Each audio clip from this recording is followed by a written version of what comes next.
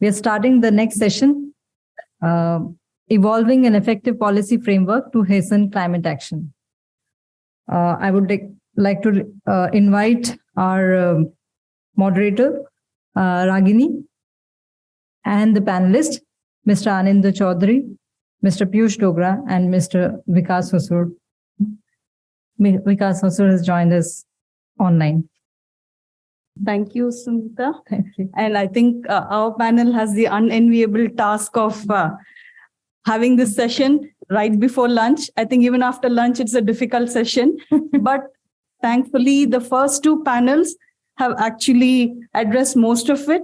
And we are coming from the pathways to the financing and now to the policy. And all the three panelists we have over here are from very varied and different organizations. We have Sir from Mr. Piyush Dogra from World Bank, which is a global partnership. Then we have Mr. Anindya from corporate, and we have Vikas from a platform, an organization, non-profit, working for climate action. So we have a very interesting panel who can definitely throw light on this area.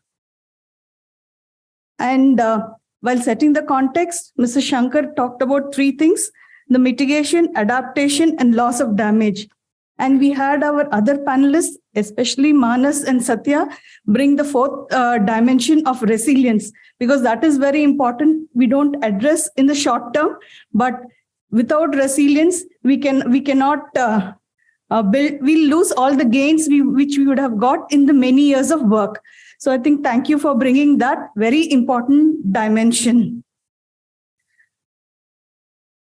So in this aspect, I would like to first invite Mr. Vikas to share from his experience some of the things which are important from the policy perspective. Good afternoon, everyone, and apologies from my side. I'm not able to be there with you in person over there. Hope I'm audible.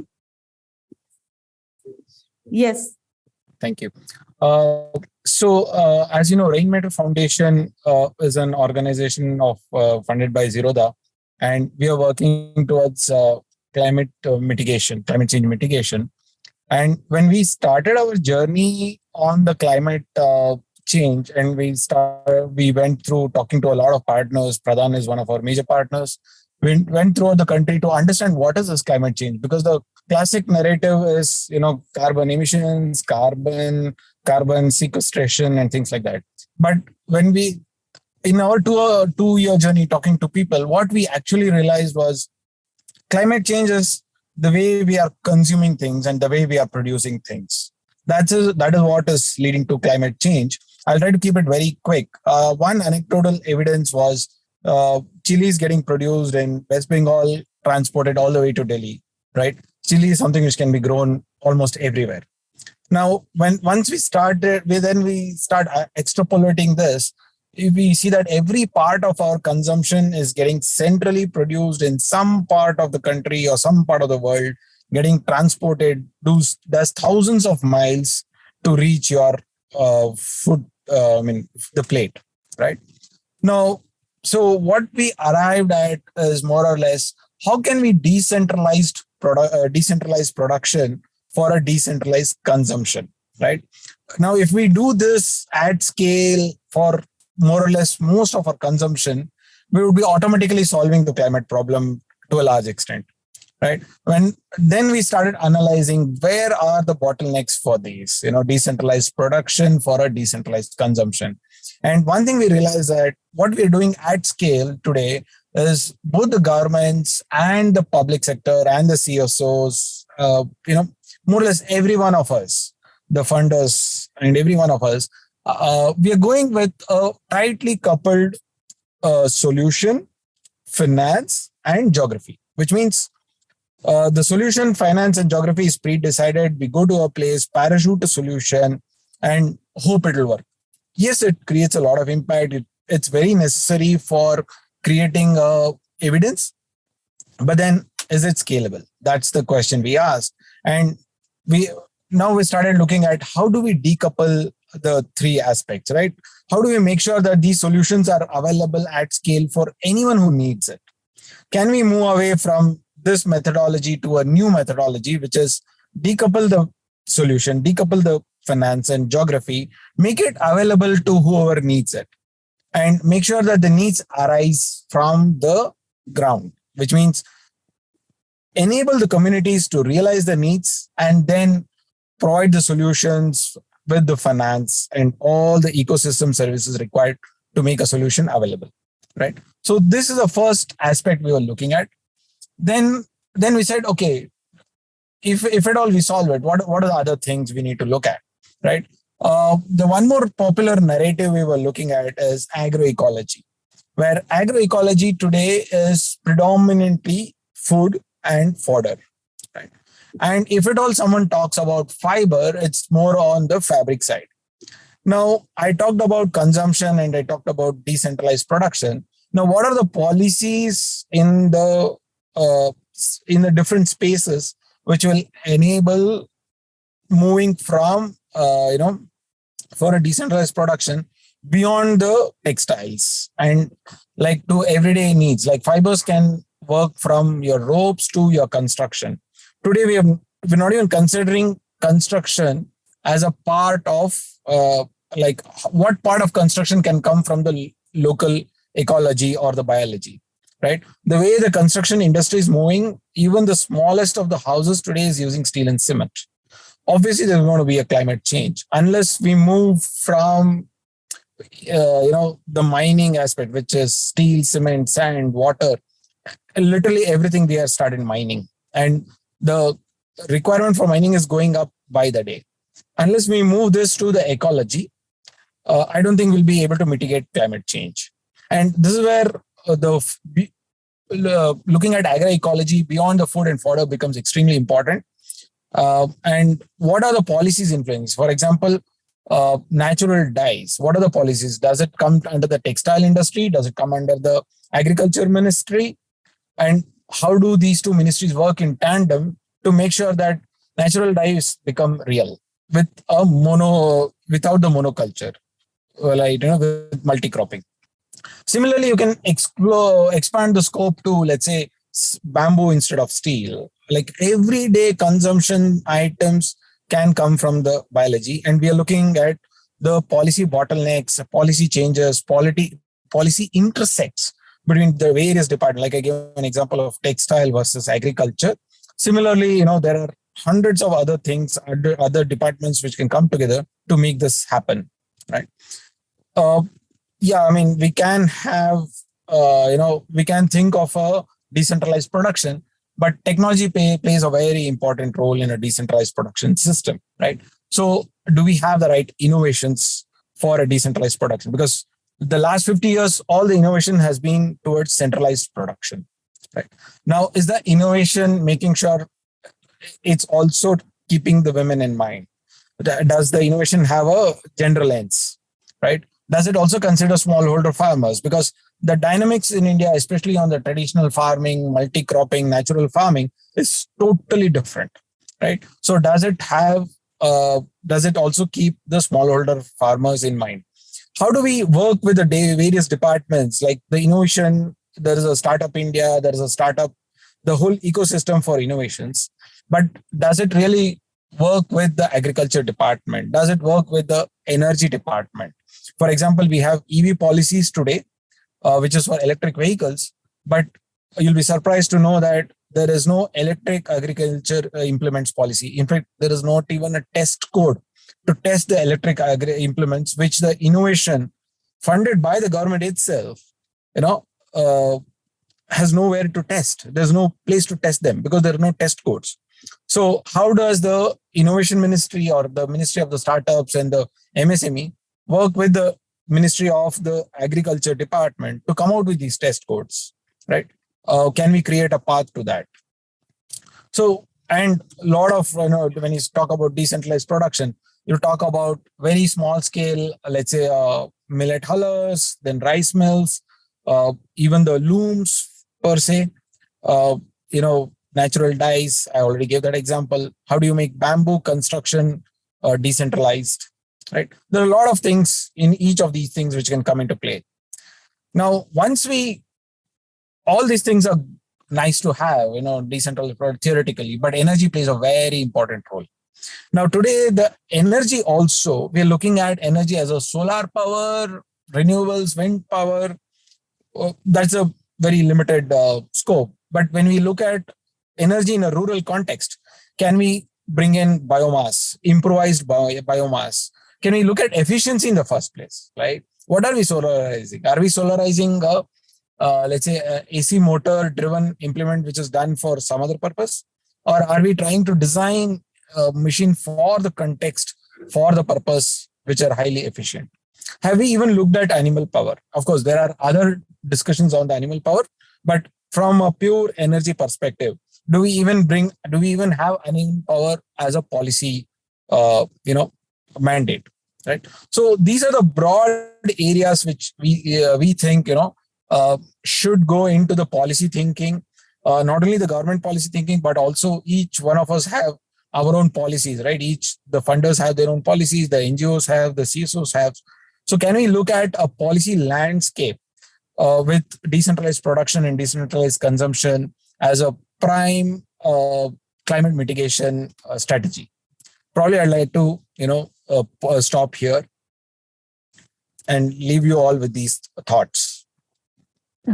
Thank you, Vikas, for highlighting that we need, given the diversity and the complexity of our country, that one solution cannot be scaled up. We need very, very location-specific and community-specific solutions. And as far as possible, how can it be decentralized, and how we can get multiple partners, including the government and their departments and various ministries, to come together.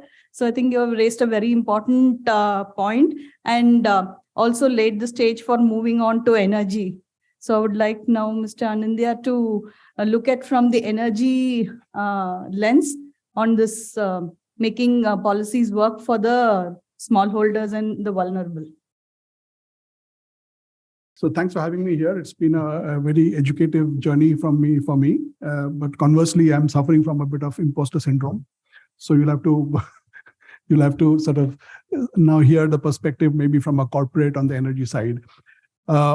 So I would like to focus on the term climate action in the title.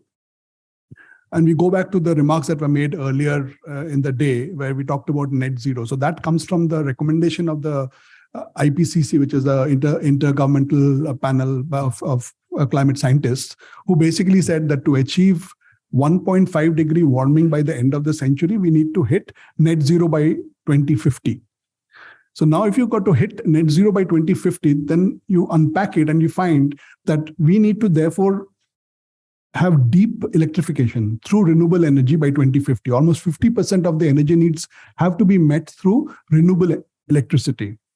And balance 50% is a different type of need for molecules, where we look at biomass, for example. Now, how does this relate to the sectors that we are talking about, which is the rural and agricultural sectors? Maybe if we reflect back, it's not that there's been government policy that is lacking in addressing the electricity needs for the agricultural sector.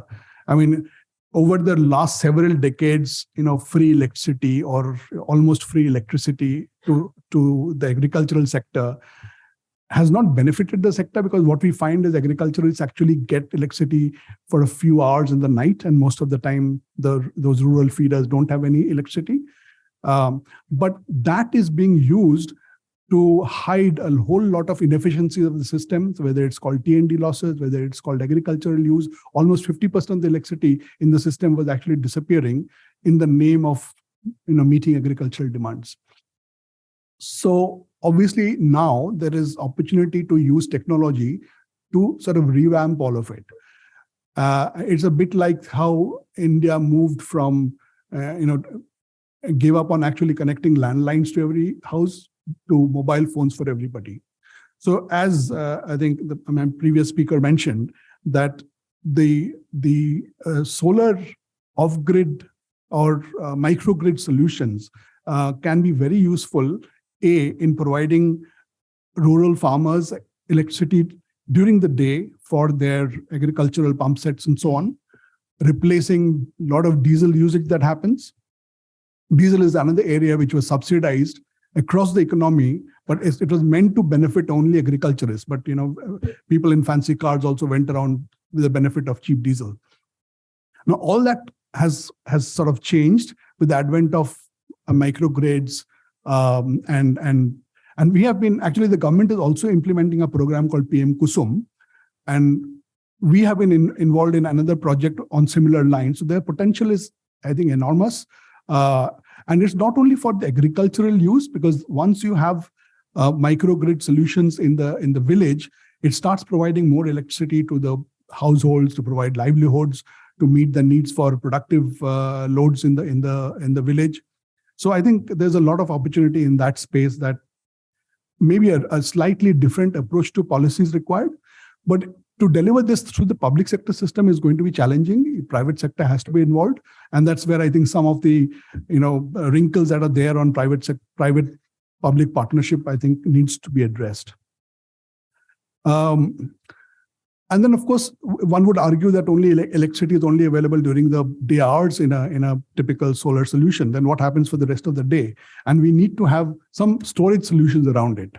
Now, if you have only a battery storage to meet that particular need, it's quite expensive. So if we can find a different use of the battery at other times, and what I have in mind is, say, tractors. Now, if you move tractors to electrical tractors, then that battery can actually be used during other times when you're not using the tractor for agricultural use. And it should not be too difficult, because we ourselves are implementing large electric battery solutions for large excavation dumpers in mining sites. So those are much larger applications. So a tractor should not be that much difficult to address. I will move on to biomass a little bit here. So there's a lot of biomass that is available in a rural context. And we have heard that much of it is being used in a traditional biomass usage sense in cooking, which is inefficient and has its own global warming implications. So there are various solutions that can go into actually producing biomass for the communities, and the digestate or the biochar can go into improving the soil. We are also working on, I was intrigued to hear about this logistics aspect being mentioned. So there is a need to also be able to carry perishables from the source to the markets.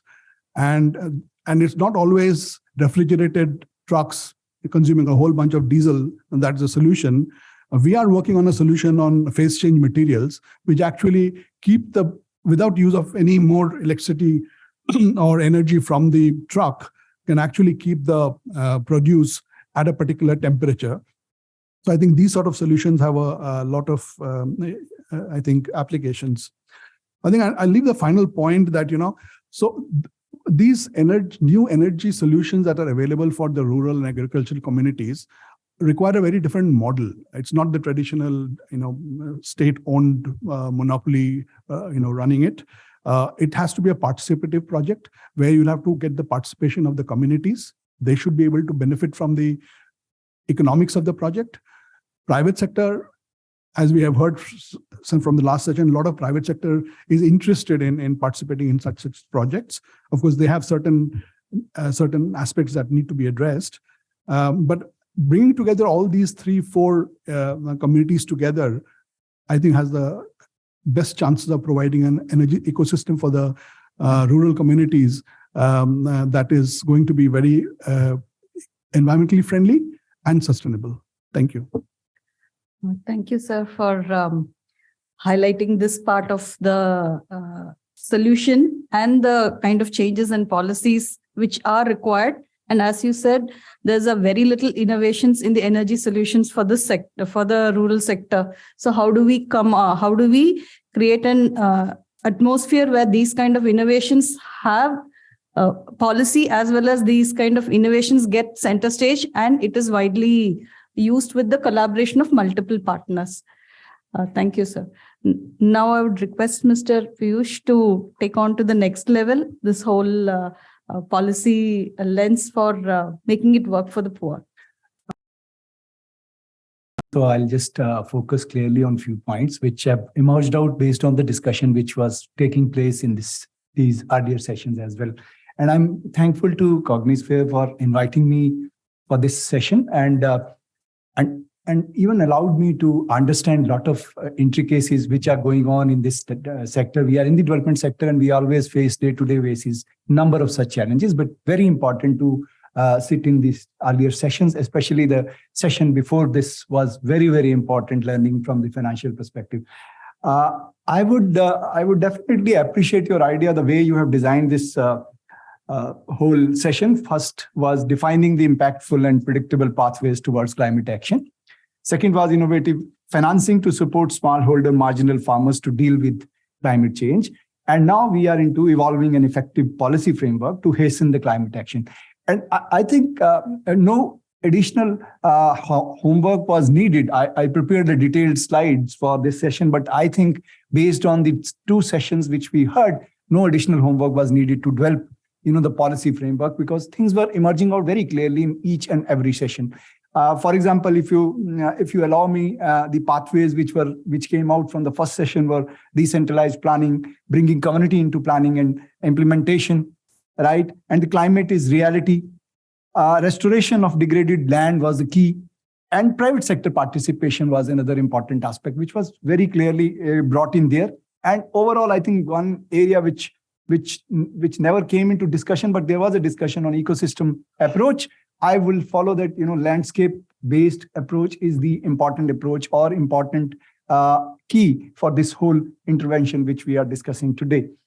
There was also discussion on financing gap. Carbon model on TUSSER was very, very important. But when I heard Shasha, he came out very clearly that it's not an easy process. It's a tedious process. It's a complex process, and it needs a lot of things to be complied with. So when we are working on those areas, at least those areas are also important to be highlighted, that what are those complexities, how those complexities can be shortened or clarified so those actions can go into the policies, or government can be convinced to take appropriate remediation on those areas. Because as far as our discussions with the government currently is that they are more serious on carbon financing to the marginal farmers and to the farmers from agroforestry perspective.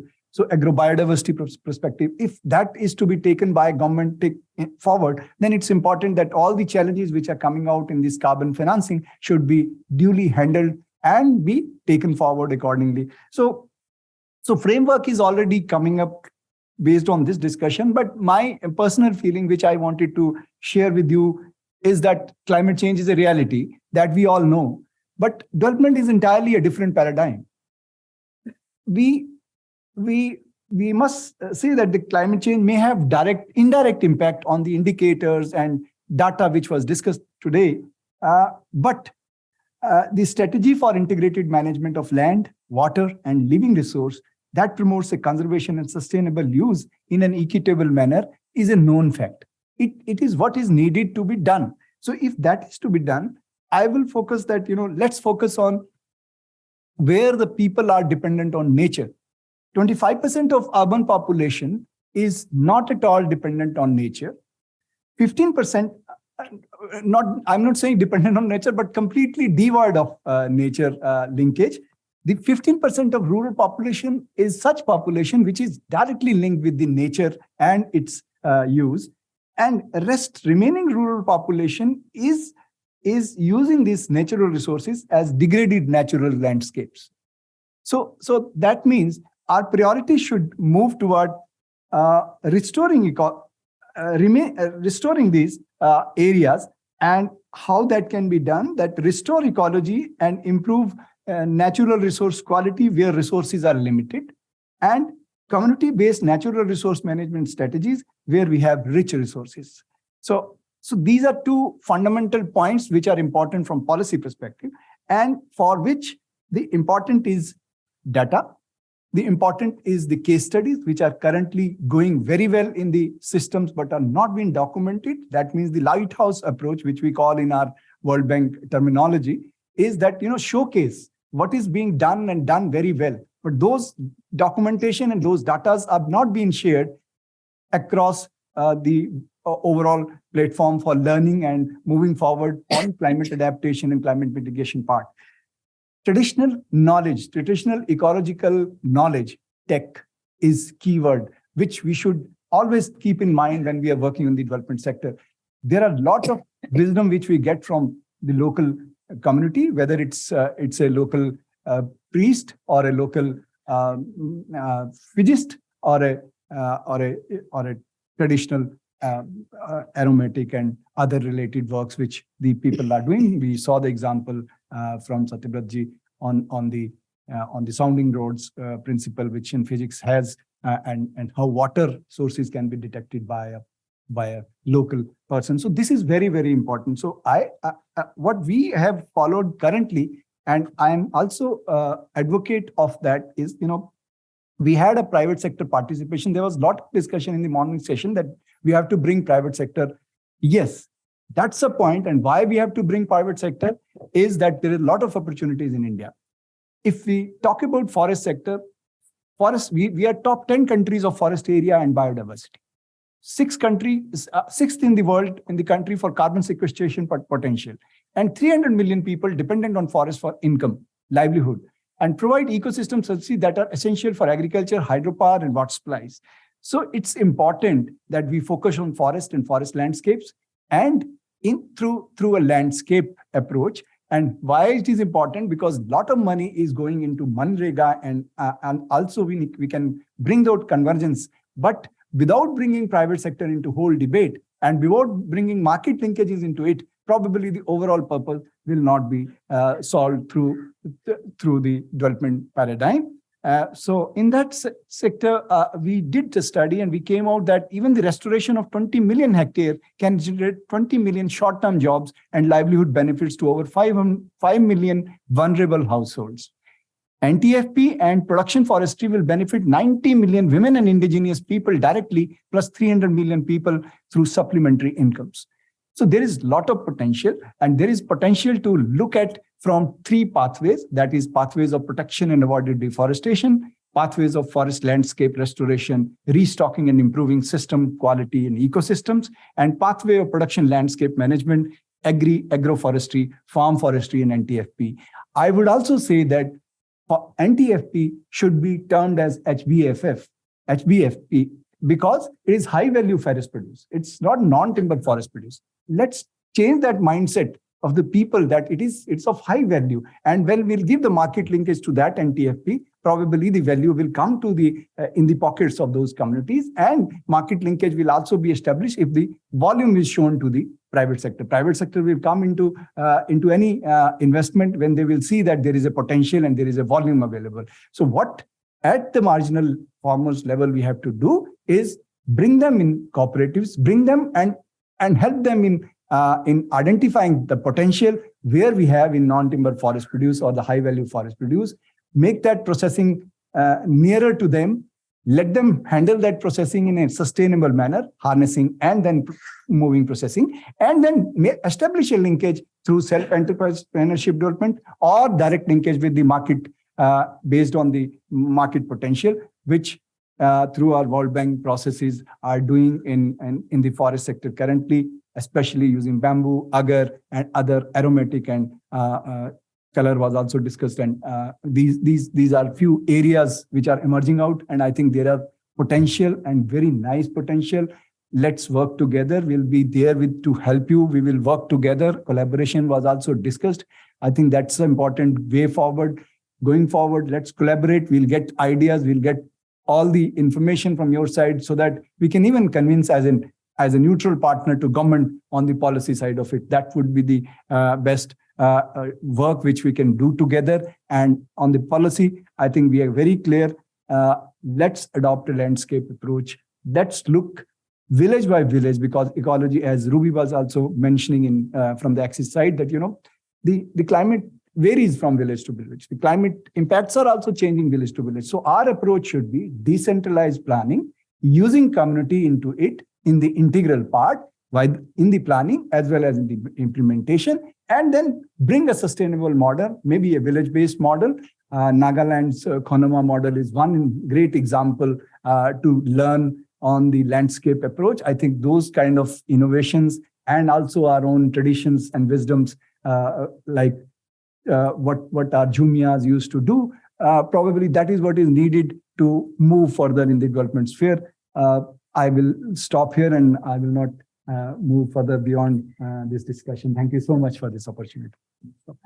I think, thank you very much, sir. I think you've summarized the entire today's discussion as well as what we need to come out as an outcome for this discussion. Thank you very much for bringing it all together. So just to quickly summarize, what we can look at is the existing traditional knowledge and solutions which are already there. How do we identify it, value it, and take it forward? Because those are time-tested ones and which have been enduring for centuries. Maybe the last 50 years or 100 years or 150 years, we might have left that practice. But can we revive some of those which are relevant, very relevant today? And maybe some contextually, some changes need to be made. Then a lot more of innovations required and a lot more of different partners coming together, not just the public, the community, the private sector, and the other stakeholders in the whole, both at the local level, state level, national level, and international level coming together. And how do we make the climate action benefit the smallholders and the really marginalized and vulnerable people? I think it is very important. We all come together, and at the end of it, resilience should be the main focus. All the other things should lead to it. So with that, I will stop here. And thank you for such a wonderful session, all of you, all these speakers earlier, and for having this discussion happening. Let this be a start of many more such discussions leading to actions and programs on the ground, which will benefit the communities that all of us are working with. Thank you very much.